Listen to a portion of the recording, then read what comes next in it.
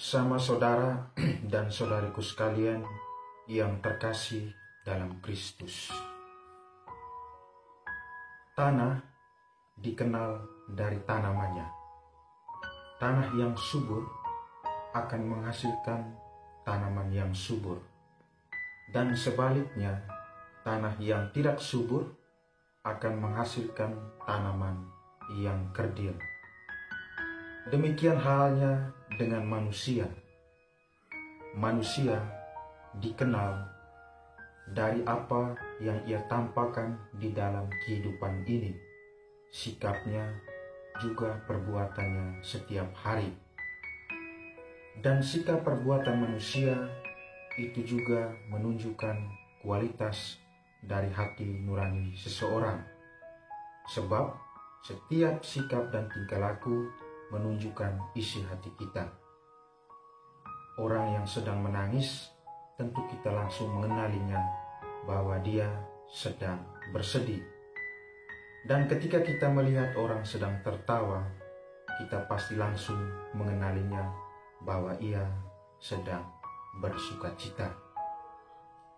Dalam bacaan Injil hari ini, Yesus juga berbicara tentang hal yang sama, bahwa hati nurani seseorang itulah yang menentukan sikap dan tingkah laku hidup seseorang. Untuk itulah dalam perumpamaan hari ini, sebagai sebuah perlawanan atau kontra terhadap tradisi-tradisi Yahudi yang selalu menekankan bahwa yang halal dan haram adalah terletak pada makanan-makanan tertentu, Yesus justru membantahnya bahwa yang haram adalah bukan soal apa yang masuk ke dalam mulut kita, tetapi sebaliknya apa yang keluar dari dalam hati kita.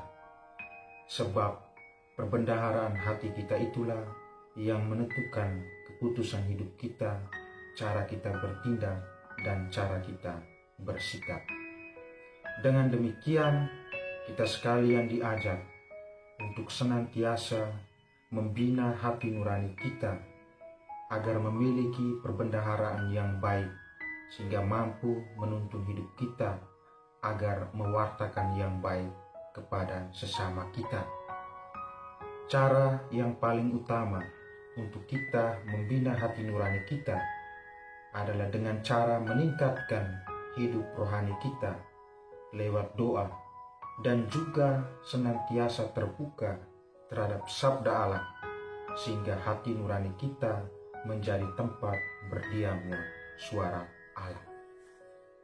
Sama saudara dan saudariku sekalian yang terkasih dalam Kristus, hari ini Gereja Katolik juga memperingati Santa Scholastica. Santa Scholastica adalah seorang biarawati. Ia adalah saudari dari Santo Benediktus, pendiri biara Benedikti. Sejak kecil Santa Scholastica dikenal sebagai orang yang senantiasa membina hidup rohaninya.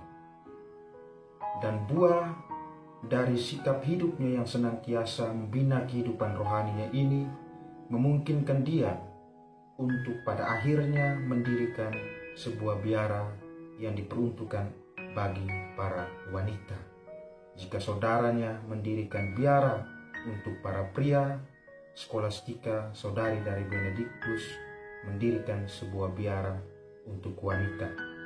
Dan selama hidupnya sebagai seorang biarawati, ia senantiasa selalu berkonsultasi dengan saudaranya Benediktus, berkonsultasi, saling berdialog dan berbicara seputar hal-hal rohani untuk senantiasa membina kehidupan rohaninya.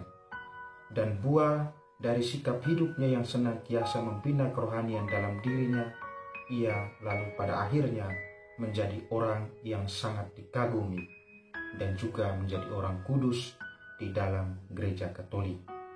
Kita sekalian juga diajak untuk belajar dari Santa Scholastica, untuk senantiasa mempertajam hati nurani kita agar dalam kehidupan kita setiap hari kita selalu menghasilkan buah-buah perbuatan baik dalam kehidupan kita, bukan sebaliknya kebencian, amarah, dendam, iri hati, dan lain sebagainya.